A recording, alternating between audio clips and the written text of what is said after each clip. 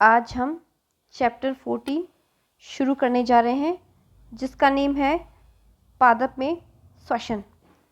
अब सोचो कि पादप में श्वसन, इनके पास तो कोई नोज़ वगैरह नहीं है, ना ही कोई विंड पाइप है और ना ही कोई ट्रैकिया है, ना कोई श्वास नली है, ना श्वसनिका है, ना श्वसन नलिका है, ना कूपिका है, ना फेफड़े हैं।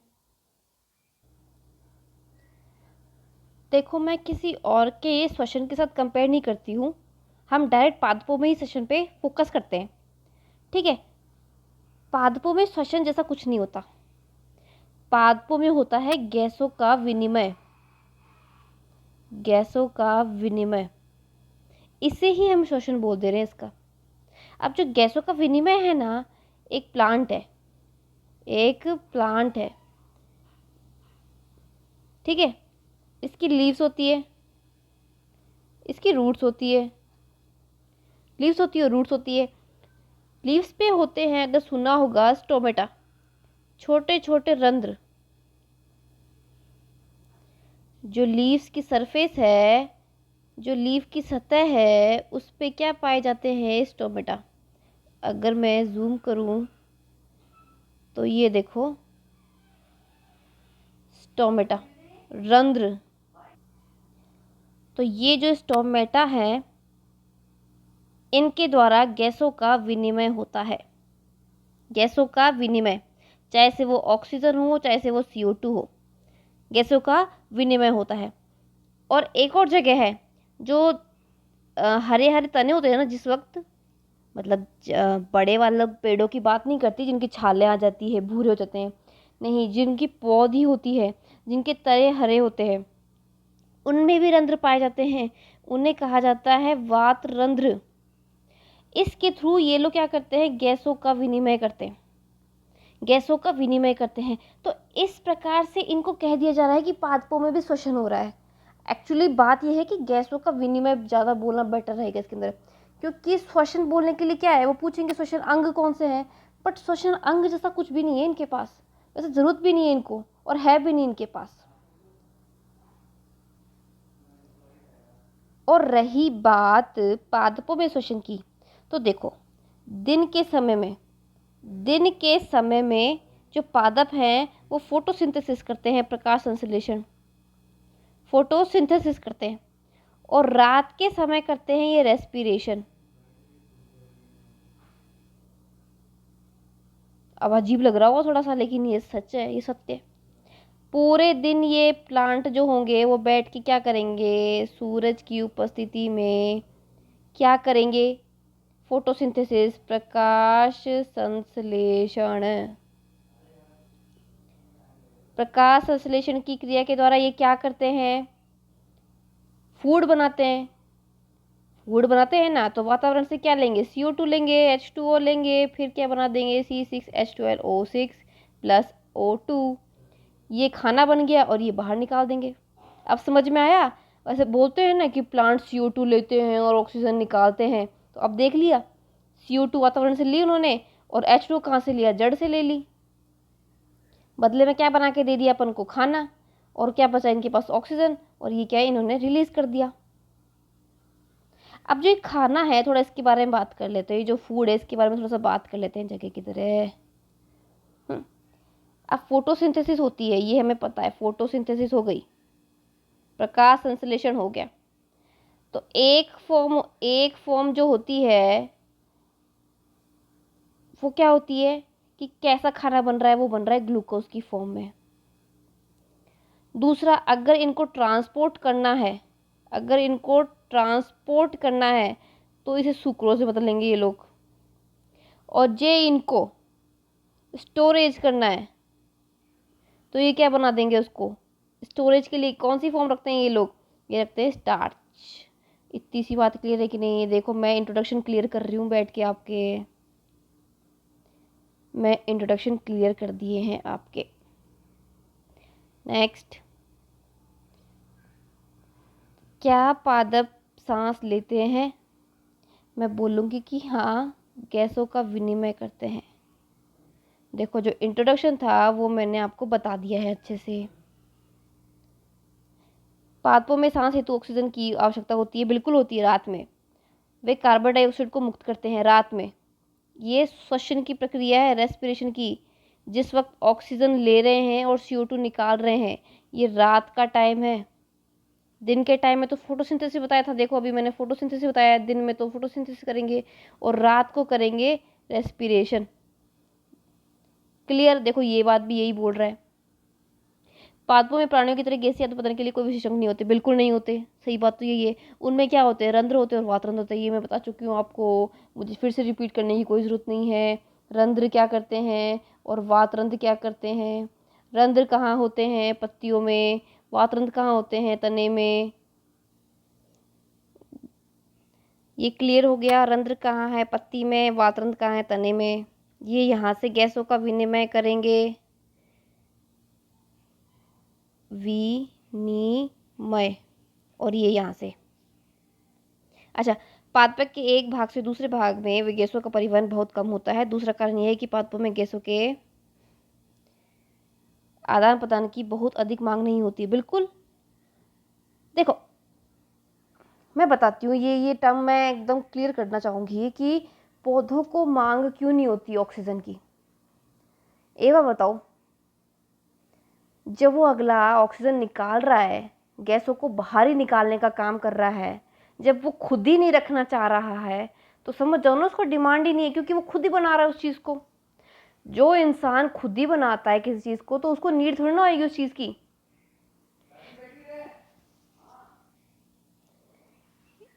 अब देखो, जिसके पास मैगी की फैक्ट्री है, उसको मैगी को लेके चिंता करने की क्या बात है?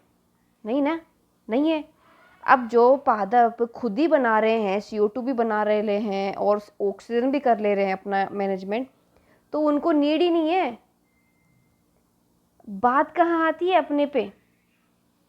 इंसानों को क्या है, चोटी से लेके एड़ी तक, चोटी से लेके एड़ी तक ऑक्सीजन की नीड है। मतलब मानव को तो नीड है।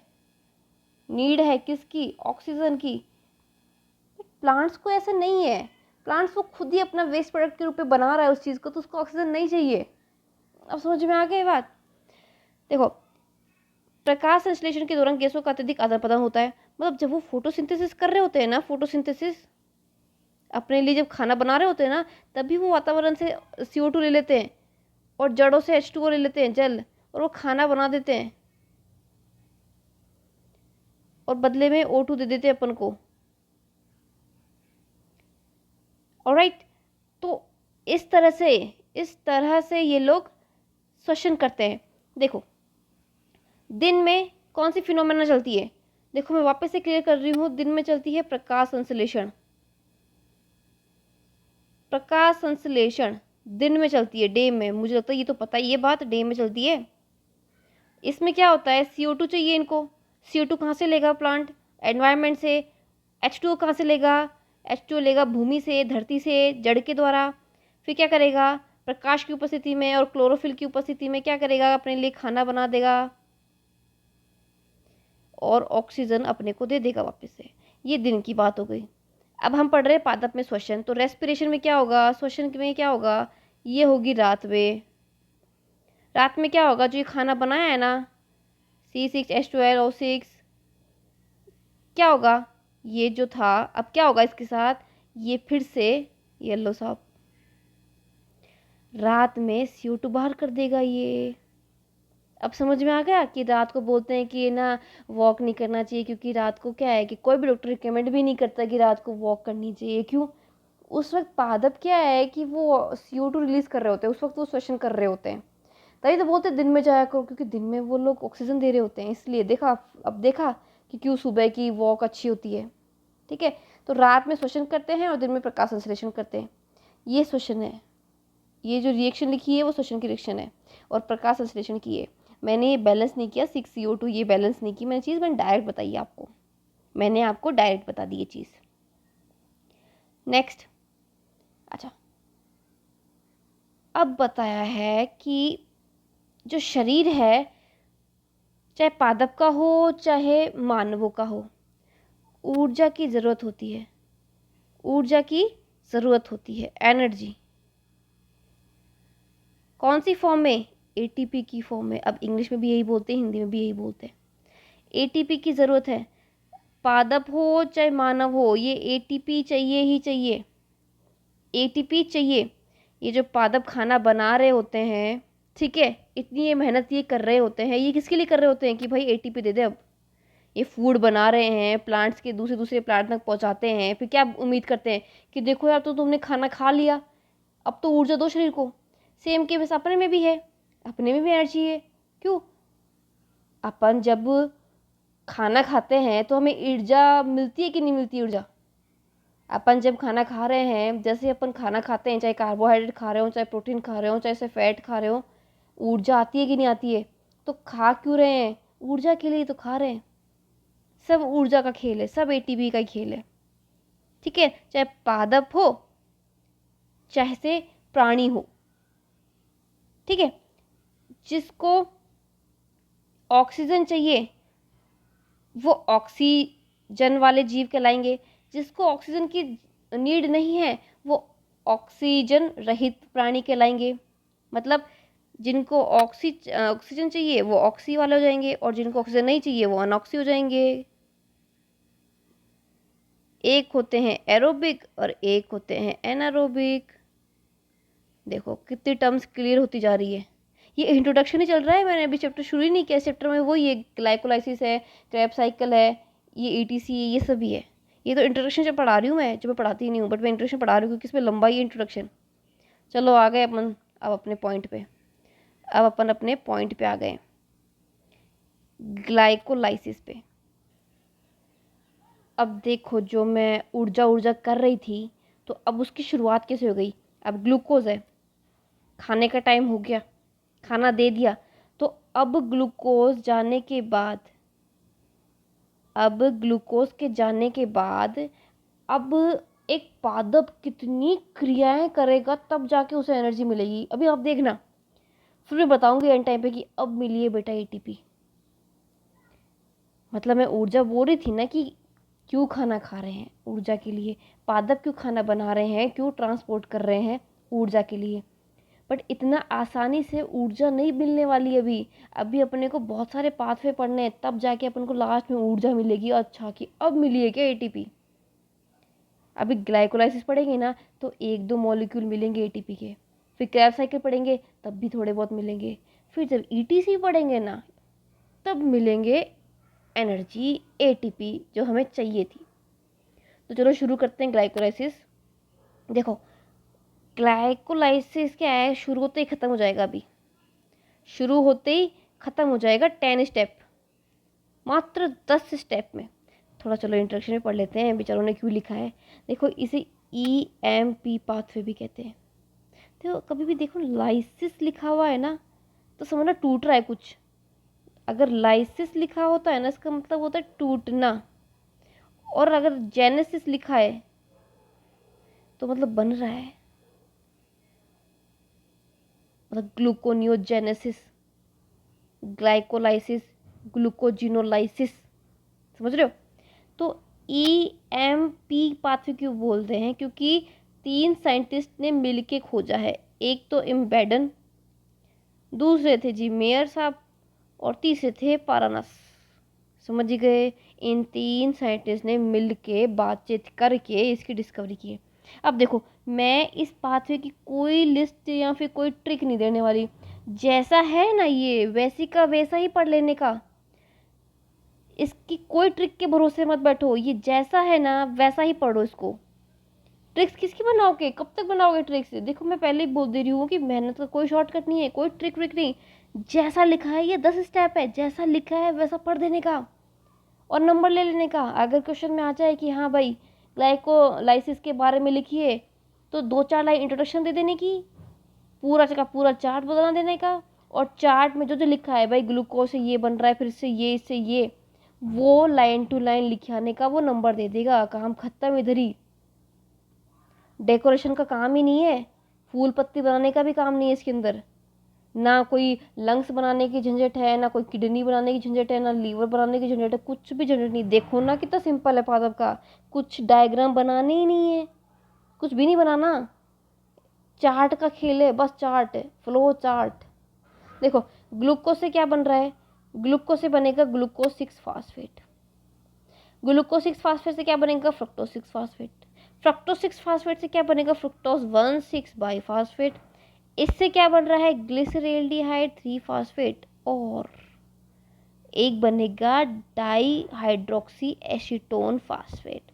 ये ट्राइस ट्राइस क्यों दिख रखा है बताओ, तीन तीन कार्बन को बोल रहे हैं, ट्राइस ट्राइस कर रहे हैं।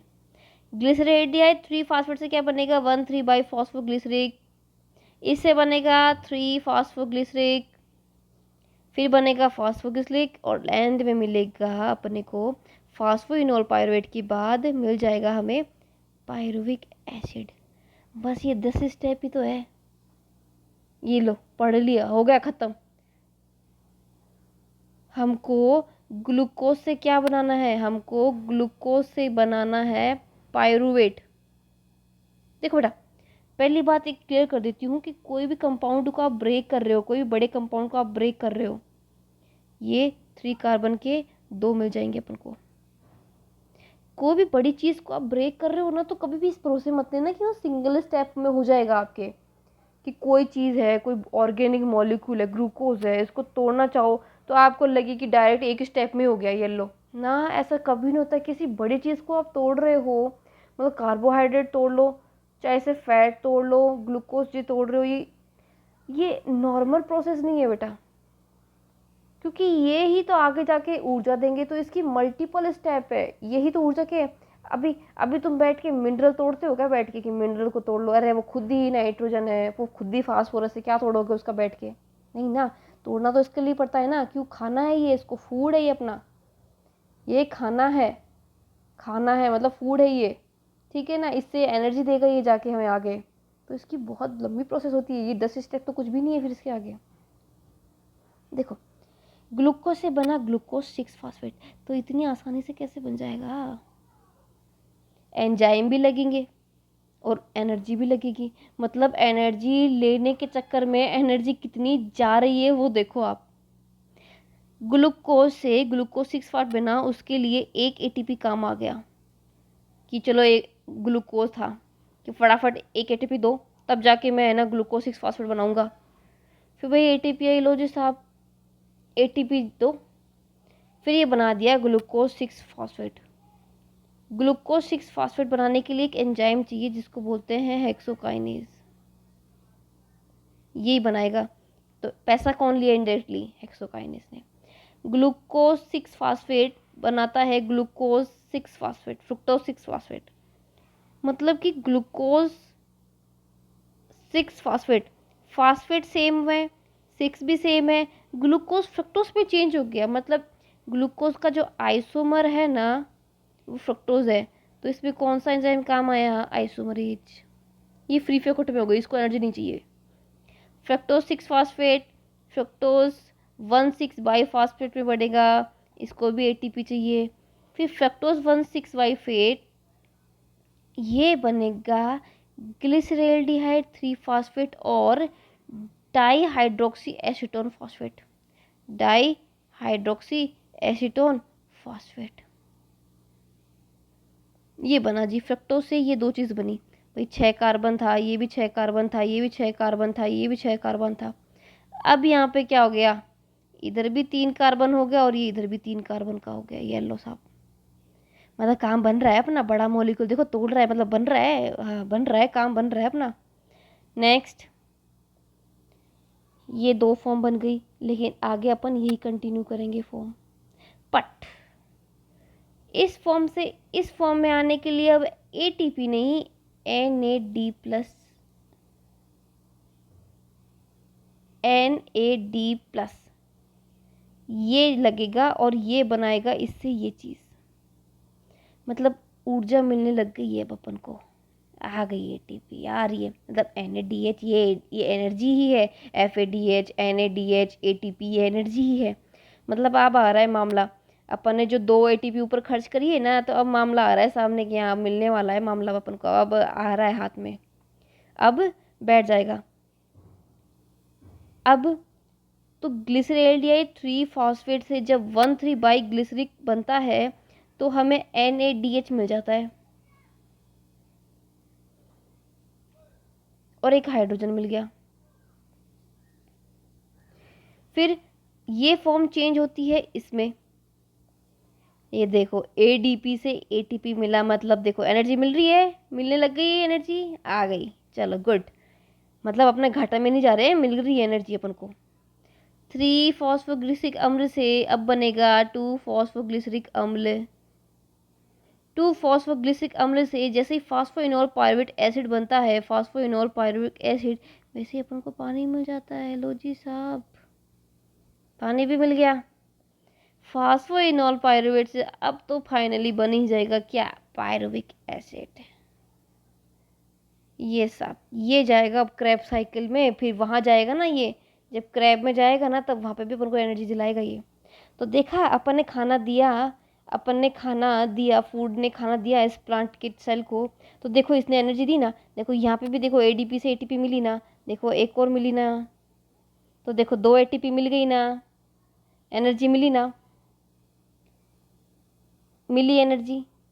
बट थोड़ा सा ट्विस्ट है, अभी तो अपन ने इसका सिंगल पाथवे काउंट किया। अरे ये भी तो है, ये भी तो है भाई, इसका 3 कार्बन से ये अपन को 2 ATP मिल गई। अरे ये भी तो है, ये 2 × 2 × 2 × 2 क्यों लिख रखा है, इसको भी जोड़ रखा है, तो ×2 कर दो, समझे, तो मतलब 4 ATP मिली है। तो फिर अब बोलोगे कि अच्छा ऊपर खर्च भी तो हुई है। हाँ ऊपर खर्च भी तो हुई है, एक इधर गई है एक इधर गई है, तो क्या हुआ, 2 माइनस कर दो, 2 ATP माइनस कर दो, फिर भी 2 ATP तो मिल ही गई, ऊर्जा तो मिल ही गई, इसी के लिए तो रो रहे थे कितनी देर से हम। तो ये लो जी हो गया ग्लाइकोलाइसिस का पाथवे। ऐसे का ऐसे लिखिए आना, पॉइंट बना के आपका नंबर नहीं काटेगा वो अगला, क्योंकि जो लिख रहे हो वो तो लिख ही दिया ना। ना नाक बनाने की जरूरत है, ना श्वास नली बनाने की जरूरत है, ना श्वसनिका बनाने की जरूरत है, ना श्वसन नलिका बनाने की जरूरत है, ना कुपिका बनाने की जरूरत है, ना फेफड़े बनाने की जरूरत है, ना डायफ्राम बनाने की जरूरत है, कुछ भी जरूरत नहीं है। जो थोड़ा बहुत पढ़ लेते हैं भाई, कुछ और पॉइंट मिल जाए इसमें से। ग्लाइकोलाइसिस कोशिका द्रव्य में संपन्न होता है। ये लो जी, लोकेशन क्या है इसकी, लोकेशन ये रही कोशिका द्रव्य में। ये सभी सजीवों में मिलती है, सजीवों में प्लांट भी आते हैं, ठीक है ना, अपने बेचारे प्लांट को अलग मत करो। इस प्रक्रिया में ग्लूकोज आंशिक ऑक्सीकरण द्वारा पायरुविक अम्ल में 2 अणुओं में बदल जाता है। अभी वही सीखा है, ग्लूकोज से 2 पायरुविक सीखा है, वही सीखा है। देखो अब जो इसे बनाया है ना, देखो उसी की हिंदी लिख रखी है इनमें, ये उसी की हिंदी लिख रहे हैं, तो इसमें कंफ्यूज मत हो। ये पूरा ये ग्लूकोज फ्रक्टोज हेक्सोकाइनेज ये सब बता चुकी हूँ मैं आपको, ये सब बता चुकी हूँ मैं आपको, यही बन रहा है घूम फिर के, ठीक है ना। जो मैंने आपको बनाया बताया है ना, इसमें तो फिर भी ढंग से नहीं बताया, इसमें तो पूरा नहीं लिखा जितना तो मैंने आपको बता दिया कैलकुलेट करके। इसमें तो ये भी नहीं लिख रखा 2 ATP मिलेगी, देखो पूरा खत्म हो गया ग्लाइकोलाइसिस, बस कहीं भी नहीं लिखा कि भाई 2 ATP मिलेगी, कहीं भी नहीं लिखा कि 2 ATP मिलेगी, नहीं लिख रखा, मैंने बता दिया ना, एक ही बात है। वो बताए NCERT बताई, चाहे मैं बताऊँ, NCERT की तो पढ़ रही हूँ। ये देखो ये पीछे बैकग्राउंड में देखो वाटर मार्क दे रखा है ना NCERT, बस NCERT ने जिम्मेदारी दे रखी है, बताओ भाई बच्चों को। तो ये हो गया हमारा ग्लाइकोलाइसिस। अब मुझे लगता है कि हम नेक्स्ट वीडियो में किण्वन पढ़ेंगे, फ्रेगमेंटेशन पढ़ लेंगे, दारू बना लेंगे, चलो ऐसी नहीं बात बोलनी चाहिए, किण्वन विधि पढ़ लेंगे, एंड उसके बाद हम पढ़ेंगे क्रैब साइकिल। ये देखो ऑक्सीडेशन में इसमें आ जाएगी क्रैब साइकिल, ये देखो ये रही, ये लो जी TCA आ गई TCA, इससे भी अपन को एनर्जी मिलेगी, इससे भी अपन को एनर्जी मिलेगी। देखो दिखा दूँ शॉर्टकट दिखा दूँ, देखो लालच तो लो, ये देखो यहाँ मिल गई, ये यहाँ मिल रही है, यहाँ मिल रही है, यहाँ भी मिल रही है, यहाँ भी मिल रही है, देख रहे हो, ये लो जी एनर्जी, एनर्जी लो, एनर्जी का ही खेल है। तो अपन ने जब ग्लूकोज दिया तो अपन एनर्जी एनर्जी तो कर रहे थे, मिल गई अपन को एनर्जी, हो गए खुश। पहले तो ग्लाइकोलाइसिस से ले ली एनर्जी, कितनी 2 ATP ले ली, अब बाकी अपन TCA से ले लेंगे, TCA से ले लेंगे ना बाकी अपन, ठीक है। तो अगले लेक्चर में हम किण्वन और TCA से साइकिल पढ़ेंगे। ग्लाइकोलाइसिस खत्म हो गई और इंट्रोडक्शन मैंने बता दिया भाई, क्योंकि इंट्रोडक्शन काफ़ी बड़ा था, अब तक मैंने इतना बड़ा इंट्रोडक्शन नहीं दिखा NCERT में किसी भी चैप्टर का जितना प्लांट का देखा है, तो मुझे बताना ज़रूरी थी ये चीज़, ये देखो ये बतानी ज़रूरी थी ये सब चीज़ें। तो ये हो गया हमारा ग्लाइकोलाइसिस। हमने शुभारंभ कर दिया पादप में शोषण का। अब देखते हैं कब तक चलता है ये चैप्टर। तब तक के लिए धन्यवाद।